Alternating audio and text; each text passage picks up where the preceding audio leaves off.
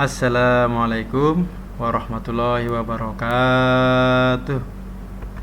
Semangat pagi anak-anak. Bagaimana kabarnya hari ini? Bapak doakan mudah-mudahan semuanya dalam keadaan sehat. Baik anak-anak, kita kali ini akan mempelajari tentang petunjuk penggunaan sesuatu, mata pelajaran bahasa Indonesia. Namun sebelum kita lanjut ke materi, mari kita berdoa menurut agama dan kepercayaan masing-masing. Berdoa dimulai. Berdoa selesai. Baik anak-anak, kita lanjut ke materi ya.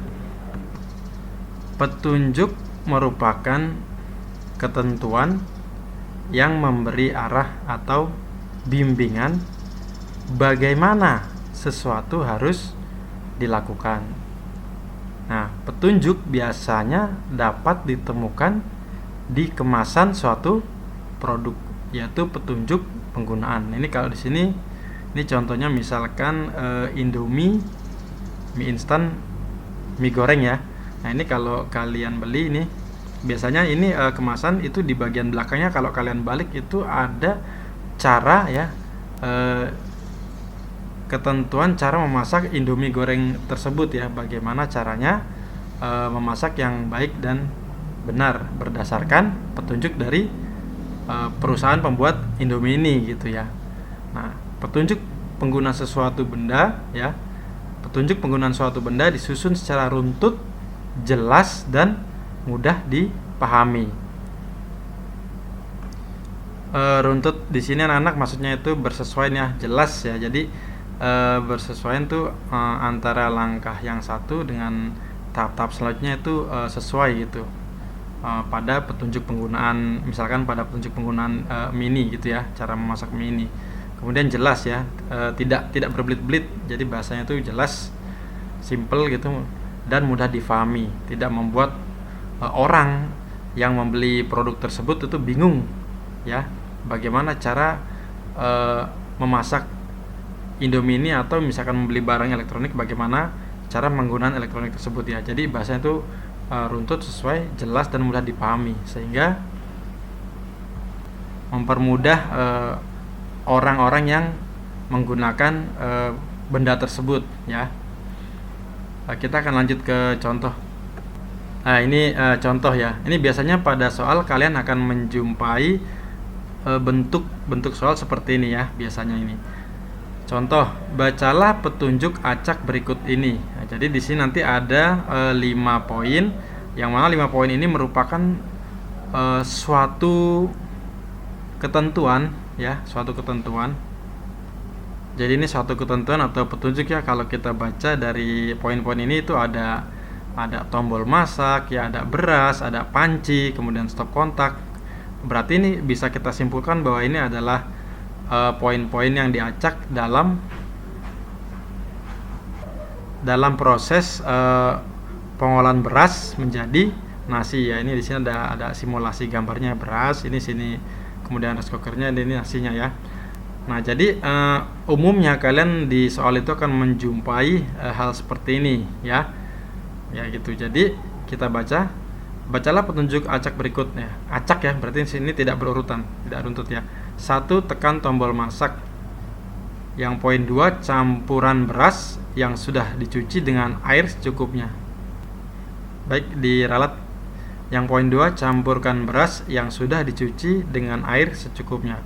Kemudian poin 3, masukkan panci berisi beras ke dalam rice cooker, lalu tutup. Poin 4, colokkan kabel ke stop kontak. Kemudian poin 5, masukkan beras ke dalam panci, lalu cuci. Nah, biasanya soalnya itu yang sering ditemui dalam soal-soal ujian ya. Jadi urutan petunjuk penggunaan rice cooker yang tepat adalah, nah jadi nanti biasanya itu ada pilihan ya, ada option A B C D gitu. Nanti kalian melakukan ini penyesuaian data ya. Jadi kalian bikin runtut ya, kemudian jelas dan mudah difahami. Jadi dari poin-poin yang acak ini kalian buat menjadi runtut ya, kemudian jelas dan mudah difahami. Nah, berarti supaya menjadi runtut, jelas dan mudah difahami dari beras, rice cooker, kemudian menjadi nasi, yaitu pertama yang di sini yang masuk akal yaitu nomor 5 ya. Jadi masukkan beras ke dalam panci. Jadi beras itu dimasukkan ke dalam panci yang ada rice cooker ini, lalu dicuci dulu ya. Tahap awal seperti itu. Kemudian tahap selanjutnya ya, yaitu yang kedua ya, poin 2. Setelah dicuci, campurkan beras yang sudah cuci dengan air secukupnya ya. Gitu.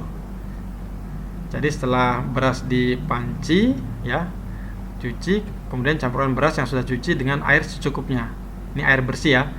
Kemudian poin 3, masukkan panci berisi beras ke dalam rice cooker, lalu tutup. Jadi panci yang sudah berisi beras ya, sudah dicuci, kemudian air cucian beras yang kotor itu dibuang, nanti dimasukkan air bersih cukupnya, nanti masukkan ke dalam rice cooker. Kemudian poin 4, setelah dimasukkan, colokkan kabel ke stop kontak ya. Jadi rice cooker ini merupakan alat listrik ya. Nanti setelah dimasukkan beras yang sudah diberikan air itu, air bersih, dicolokkan ke stop kontak. Kemudian langkah terakhir, tekan tombol masak ya. Nah, setelah nanti ditekan tombol masak, rice cooker ini akan memproses proses masak itu kurang lebih biasanya kurang lebih 1 jam gitu. Nah, nanti setelah kurang lebih waktu 1 jam itu akan matang beras tersebut sehingga menjadi nasi ya, sehingga bisa siap dimakan. Nah, seperti itu.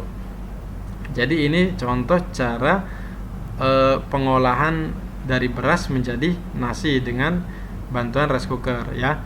Nah, mungkin nanti di soal-soal lain anak-anak kalian akan menjumpai cara penggunaan mungkin media elektronik ya, ataupun cara memasak yang lain gitu. Nanti kalian akan menjumpai hal tersebut ya. Maka untuk menyelesaikan soal seperti ini biasanya kalian harus pahami dulu permintaan soal itu apa ya. Setelah kalian pahami permintaan soal, kalian ini harus tahu urutan masak atau urutan penggunaan ketentuan suatu benda ya, atau suatu hal ya. Jadi kalian harus tahu urutannya yang benar bagaimana gitu. Setelah kalian tahu, nah kalian susun nomor-nomor acak ini ya menjadi suatu nomor yang apabila diurutkan itu menjadi suatu petunjuk ya, petunjuk cara menyelesaikan atau mengerjakan atau mengolah sesuatu yang diminta dalam soal ya. Kalau ini kan contohnya ini cara mengolah beras menjadi nasi gitu ya, dengan rice cooker gitu. Nah, jadi kurang lebih seperti itu anak-anak ya. Insya Allah sampai sini jelas anak-anak ya. Baik anak-anak, sekian video dari Bapak. Mudah-mudahan dapat bermanfaat dan berkah.